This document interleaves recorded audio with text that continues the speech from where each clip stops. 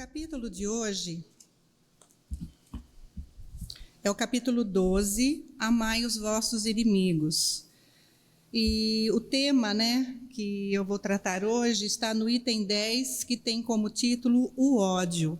E é uma pequena mensagem do espírito Fenelon, escrito em Bordeaux em 1861. Eu vou ler um trechinho aqui, ele é curtinho, mas vou ler um trecho só. E diz assim: amai-vos uns aos outros e sereis felizes. Tratai, sobretudo, de amar aos que vos provocam indiferença, ódio e desprezo. O Cristo, que deveis tornar o vosso modelo, deu-vos o exemplo dessa abnegação. Missionário do amor, amou até dar o seu sangue e a própria vida. O sacrifício de amar o que vos ultrajam e perseguem é penoso, mas é isso precisamente o que vos torna superiores a eles. E aqui no capítulo, são só 2 parágrafos, no parágrafo seguinte tem uma frase que diz que embora a lei do amor seja nos colocado, isso não faz com que o nosso coração se endureça diante das coisas, das provações pelas quais a gente passa. Então é interessante pensar que existe um trabalho a ser feito aí. Então claro que não é tão fácil a gente poder lidar com tudo aquilo que nos impacta na vida, e ter sempre em mente, e ter no nosso coração, ter sempre colocado em nós essa proposta da lei do amor. E esse capítulo, esse trecho aqui, ele está justamente nesse capítulo que fala sobre amar os nossos inimigos. Tá? Então vamos fazer uma prévia, uma recapitulação do Evangelho. Eu sempre gosto de frisar isso, porque às vezes a gente anda meio cegos de nós mesmos e a gente esquece que a gente tem todo um roteiro de luz que é para a gente seguir. E esses primeiros capítulos do Evangelho segundo o Espiritismo, que atende, na verdade o Espiritismo atende essa promessa de Jesus de mandar um Consolador. Mas o Consolador só consola para quem busca consolação, senão fica apenas palavras. Então a gente não encontra. Buscai e achareis, pedi e obtereis. Mas a gente fica lá enclausurado em nós mesmos, naquilo que a gente acha que é o mundo, a gente não consegue progredir. Então, e precisa desse conhecimento. Não é dito que Jesus é o caminho, a verdade e a vida? O caminho é a conduta, como é que a gente escolhe vivenciar a nossa vida, quais são as regras de conduta que a gente tem para caminhar. E nós temos a verdade, que é esse conteúdo que a gente tem que buscar, os esclarecimentos das coisas. E a vida é o que é nos oferecido todos os dias, que tem as suas emoções, os seus sentimentos, o ódio é um deles. Então, não dá para a gente dizer assim, eu não posso nem falar de ódio. É tão interessante, porque no meu trabalho, às vezes é difícil a pessoa admitir que ela ficou com raiva de uma situação. A raiva e o ódio, que é um superlativo da raiva, sempre foi nos colocado como algo ruim, que é feio ter raiva. Nossa, sentir ódio, que sentimento ruim. Mas tudo aquilo que a gente tenta evitar, tudo aquilo que a gente tenta excluir, cola em nós. Parece que a gente tem velcro. Já percebeu? Perceba, tudo aquilo que eu tento fugir, tudo aquilo que eu não quero olhar, tudo aquilo que eu quero excluir, é exatamente isso que a gente precisa fazer. Esse é o nosso trabalho. Então, quando algo me desperta algum sentimento, eu não tenho que olhar para fora, eu tenho que olhar para dentro. Não despertou em mim? Estava adormecido aonde se despertou em mim? Aqui dentro. Então, todo o resto é estímulo para nos mostrar algo que está aqui dentro de nós que precisa ser olhado. E está tudo bem. Está tudo bem. O que não está bem? Quando a gente não olha para isso e, de repente, a gente explode ou implode, Ou a gente fica doente, ou a gente adoece as pessoas, ou a gente faz as duas coisas ao mesmo tempo. Então, negar não significa que não exista. Tá? É igual espíritos, Tem gente que tem medo de espíritos, mas tem, A gente sabe que existe um mundo espiritual. A forma da gente, o fato da gente negar não faz com que as coisas desapareçam, tá? E, na verdade, se nós somos feitos de luzes e sombras, é natural que a gente tenha o nosso lado a ser melhor. Não é para isso que a gente está aqui? Se é para melhorar, a gente não tem coisas que a gente precisa melhorar? Então, não faz muito sentido quando a gente quer esconder de nós mesmos, como se fosse possível, aquilo que nos incomoda, aquilo que nos faz mal, aquilo que nos prejudica, aquilo que faz com que a gente não consiga progredir, porque é como comer escondido e querer emagrecer. Não é? De quem que eu estou escondendo? Né? Então, se o propósito é o crescimento, é o aprendizado, então eu preciso olhar para as minhas mazelas e olhar. Então, vamos entender como que chegamos no ódio. Vamos pensar assim de uma forma muito didática e meio, sabe? Só para a gente poder entender um pouquinho, que o tempo é pouco e eu costumo extrapolar, quero tomar cuidado com isso, né? Senão o pessoal pode ficar com raiva de mim. E tá tudo bem, né? Bom, agressividade. A gente entende a agressividade, eu não vou perguntar, se fosse uma aula a gente poderia fazer isso, mas eu tenho que responder, tem que ser retórica, né? A agressividade a gente entende como sinônimo de violência, e não é. A agressividade é um instinto natural de sobrevivência, e faz parte de todos os animais, inclusive nós que temos o nosso lado, nosso instinto animal, que é o instinto de sobrevivência, tá? É uma energia vital. Alguém que não tem tônus, não tem agressividade, não tem como nem parar em pé. A agressividade sustenta os nossos músculos. É uma energia, tá? É uma energia. Aí, o que acontece, né? Então, vamos lembrar do animal. Quando o animal se sente ameaçado, ele faz o quê? Agressividade. Ele ataca sempre? Não. Primeiro que ele só mostra agressividade quando ele se sente ameaçado. Segundo, ele só ataca se a ameaça se confirmar. E aí, ele para e sente. Esse animal é maior ou menor do que eu? Porque eu preciso decidir, e a gente faz isso também, nós humanos também fazemos. Eu luto ou eu fujo? E tem a terceira opção, que é fingir de morto, que também é um recurso, tá? Então, essa agressividade que ajuda a gente a decidir que eu enfrento aquela situação, eu dou conta, ou eu preciso recuar. É uma energia, então, de sobrevivência. Eu não posso, quando eu me sinto ameaçada pelo meu chefe, brigar com ele. Então, eu luto ou eu fujo? Depende, tem gente que luta. E aí tem as consequências. E aí o que acontece? Então, eu tenho esse instinto, é impulso de vida, tá? É pulsão de vida, essa agressividade, porque me movimenta. Aí vem, eu me sinto ameaçada, eu sinto o impulso de uma reação, só que eu refreio. E isso vai acontecendo sucessivamente, o que vai acontecendo? Essa agressividade, ela vai virando raiva, que ela pode progredir para uma ira, né? Para um ódio, para uma fúria, para uma violência, e explode de formas que a gente vê por aí, alguma coisa que a pessoa sai atirando em todo mundo, que nem sabia o que estava acontecendo em volta. Tá? Esse é o problema quando a gente não olha para a nossa raiva. E eu estou falando de uma situação extrema, mas a gente vai adoecendo se a gente tem esse impulso, porque a gente é impulsionado para ir para frente, para avançar, para superar questões. Só que por alguma razão, que a gente precisa olhar, por isso que a gente precisa olhar, a gente reprime a nossa pulsão de vida. E essa agressividade que é contida vai se acumulando. A raiva é o primeiro passo, né? Depois, quando a gente começa a reprimir. E a raiva, ela pode ser muito boa. Tem um livro do Calunga, que é do Gasparetto, que ele fala assim, adoro gente revoltada.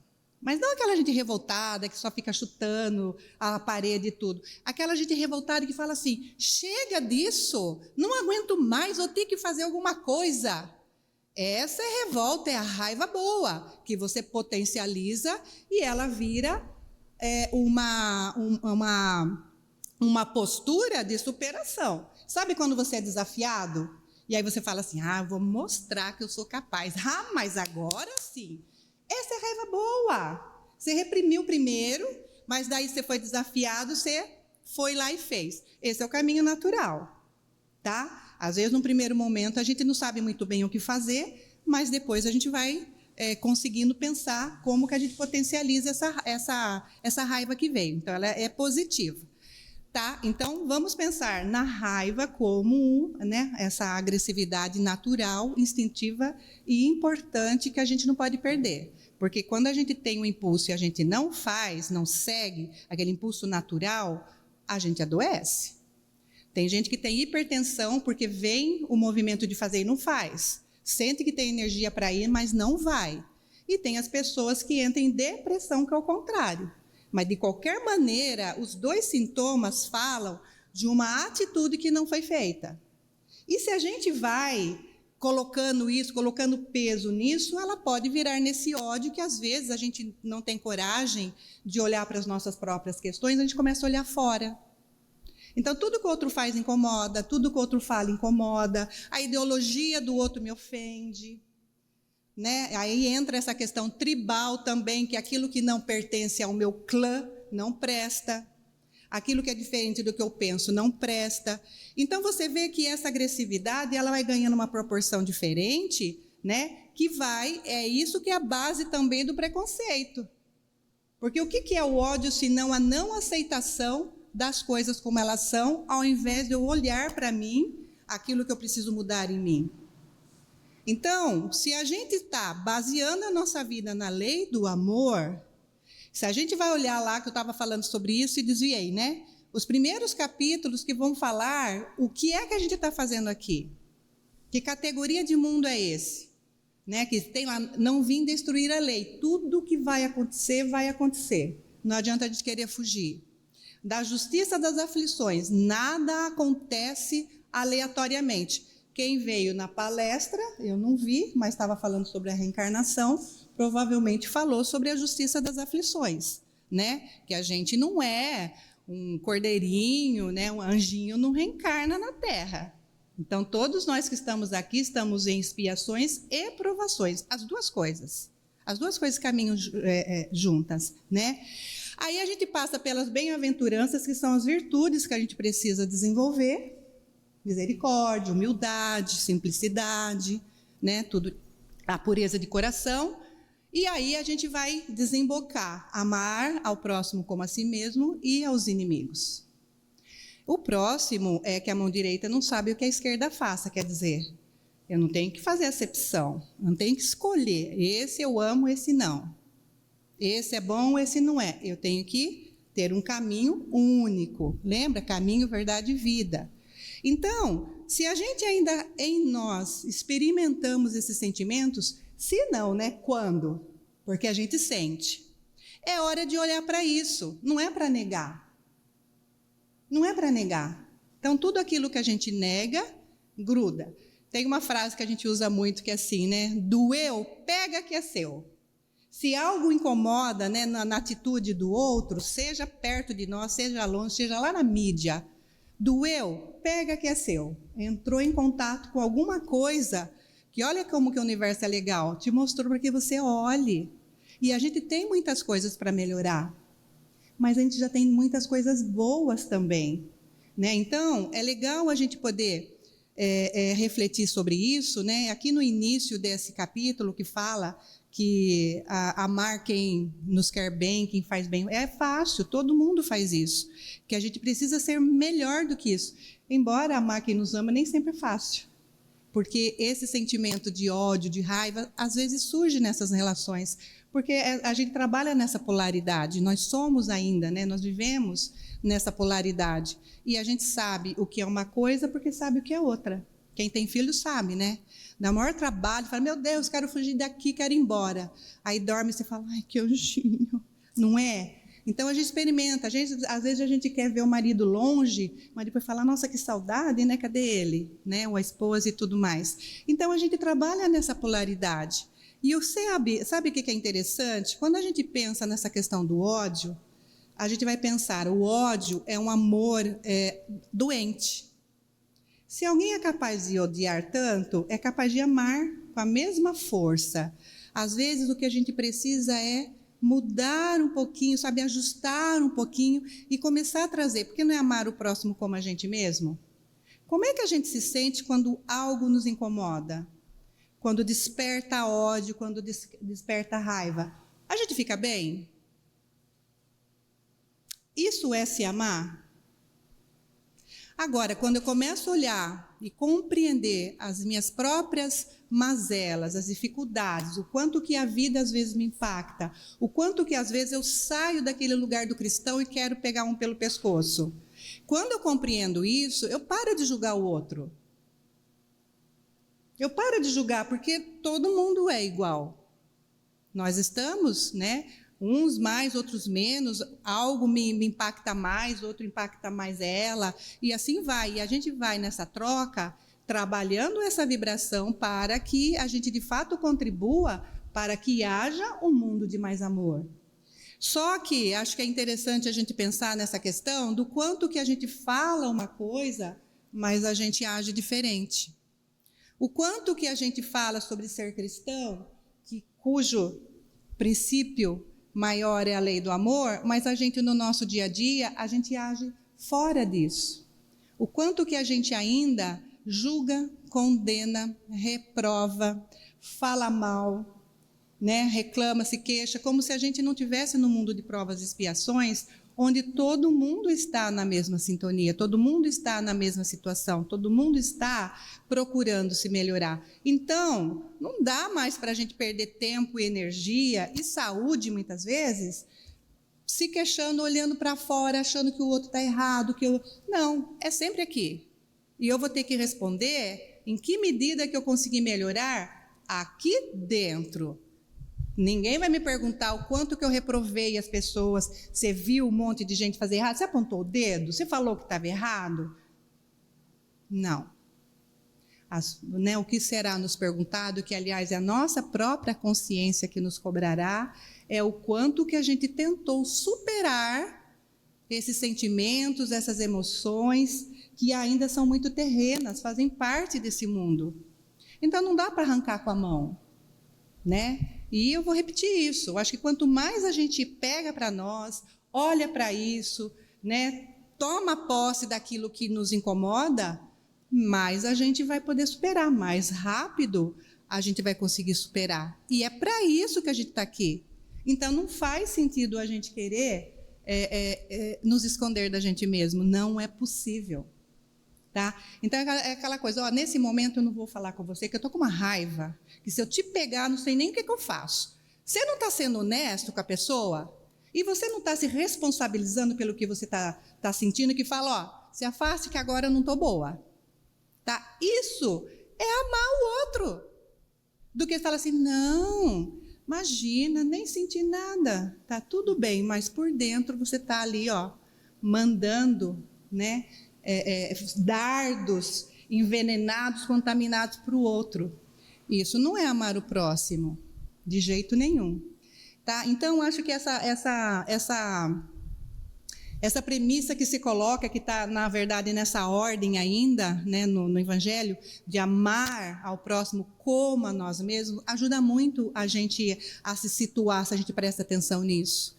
E a gente não pode amar o outro se a gente está se amando mal e porcamente. Quando a gente não está olhando para o nosso coração, a gente não está cuidando da nossa sanidade mental, da nossa saúde emocional, da nossa saúde física, porque a gente está trazendo um monte de coisa ruim para dentro de nós. Tá? Então, pode ser ódio, pode ser raiva, pode ser o que for. Olho para isso, vejo o que eu posso fazer e deixo passar. Mas se eu não olhar para isso, não vai passar. Porque a gente está aqui para isso.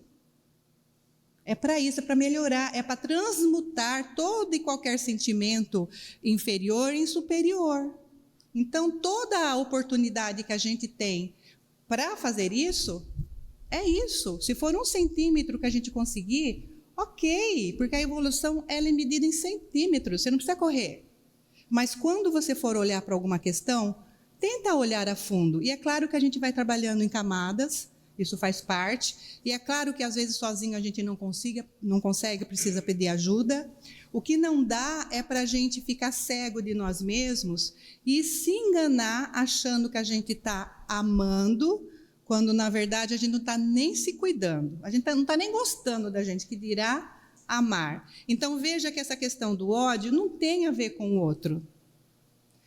Cada qual vai sofrer as consequências das suas escolhas. Então não cabe a mim julgar se o outro está fazendo direito ou não, né, se está certo ou não, se eu posso, eu fico mais perto, se eu não posso, eu me afasto também, mas eu não fico me nutrindo desses maus sentimentos. Tá? Então a gente precisa pensar do que é que a gente tem se nutrido. Só para encerrar, tem uma historinha que é no livro Para o Resto da Vida, que a criança chega em casa e fala que brigou com o amiguinho, ficou muito triste, está com muita raiva. A avó tem um lençol branco no varal, traz um cesto de carvão e fala para ela, taca aqui, fala alguma coisa do seu amigo e vai jogando aqui, vai jogando. E a criança se espantou, nossa, o lençol branquinho, vou poder fazer isso? Mas a avó autorizou, ela começou a falar, e começou a xingar, e jogar, e jogar, e jogar, colocou toda a raiva dela, todo o ódio que ela tinha e tal. Quando terminou, ela estava muito cansada, e a avó perguntou assim para ela, e aí, como é que você está se sentindo? Está com raiva? Ela falou assim, não, estou bem. Aí ela falou assim, então olha agora para você. A hora que a criança olhou para ela estava toda suja de carvão. Né? Então, a lição, né, ou a reflexão que fica sobre isso é que quando a gente está jogando para fora, fazendo, destilando, né, todas essas coisas para fora, na verdade, quem fica emporcalhado é a gente. Então, a gente precisa pensar qual Deus que a gente serve, né, e qual o jugo que a gente quer seguir. Né? Então, o jugo de Jesus é a lei do amor. Então, sempre que a gente for tomar alguma atitude, que seja esse o que nos guie. Né? Vamos encerrando, então. Agradecendo mais uma vez pela ajuda da equipe espiritual, pela presença de Jesus e pelo amparo sempre de Deus que se faz presente das mais diversas formas, cuidando de cada um de nós. E que possamos olhar para a nossa vida, para as situações, para as pessoas à nossa volta, como professores, né, como estímulos para fazer com que a gente olhe para aquilo que precisa ser olhado dentro de nós, para a gente poder encontrar também lá dentro de nós os recursos para superar as nossas mazelas e poder resplandecer em amor e luz. Que assim seja, em nome de Jesus. Muito obrigada. O pessoal ali deve estar com raiva de mim porque eu extrapolei, mas está numa casa espírita, vão ter que trabalhar isso, né? E eu também vou. Tá certo? Até a próxima.